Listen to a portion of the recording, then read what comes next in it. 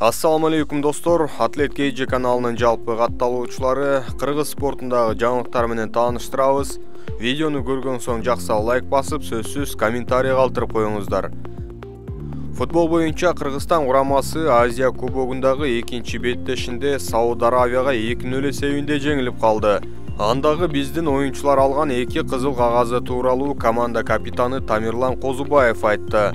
Машыктыруучулук топ ашыкча мотивация берип салган жокпу деген суроого Козубаев мындай деп жооп берди. Жок, андай болгон жок. Биз өзүбүз эле ким менен ойной турганыбызды билгендиктен дал ушундай катуу маанайда чыктык.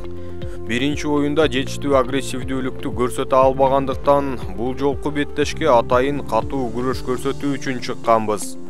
Калыс менен тартышканым бизге оюндун башында эле кызыл кагаз берип салды.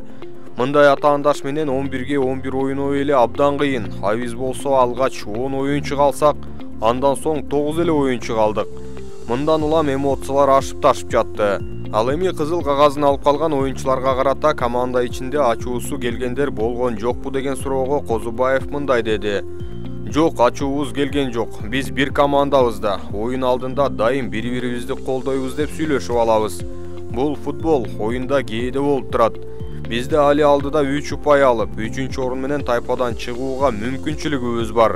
Башты жерге салбай даярданабыз, деди команда капитаны Тамирлан Козубаев.